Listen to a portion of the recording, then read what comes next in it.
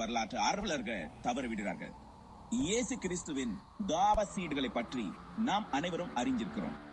ஆனா சென்னைக்கு வந்த புனித தோமா பற்றி உங்களுக்கு தெரியுமா? ரபி மார்வின் டோகேயர் கூறுகிறார், பறையர் இனத்துக்காக, அதாவது ஒரு காலத்தில தீண்டத்தக்காதவர்களா கருதப்பட்ட அதிதிராவிடர்களுக்காக தோமா வந்தார். ஆனா இதுல ஒரு திருப்பம் உள்ளது. அவர்கள் உண்மையில பெணே இஸ்ரேலின் யூதா கோத்திரத்தை சேர்ந்தவர்களா இருக்கலாம். 2000 ஆண்டுகளுக்கும் மேலா பறையக ஷோபார் எனும் கொம்பை ஊதினர், டம்பூரின் இசைத்தனர், இறுதி சடங்குகளில் சிவன் உருவங்களை பின்பற்றினர். R1A1 மற்றும் G2A32B1 போன குறியீடுகளை கொண்ட அவர்களின் DNA ஆஷ்கனாசி மற்றும் சில செபாடி யூதர்களுடன் நெருக்கமா பொருந்தது. ராடேந்திதம் அவர்கள் விருத்த சேதனம் சூட செய்து வந்தனர். சோழ வம்சத்தில் பூசாரிகளாகவும் பணியாற்றினர்.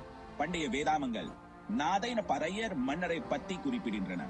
அவர் தாவீது மன்னனின் நேரடி வழிச்சொன்றலா இருக்கலாம். ஆகா, புனித கிரையில் என்பது ஒரு கோப்பை அல்ல, மாறா 12 கோத்திரங்களின் வழிச்சொன்றங்களா?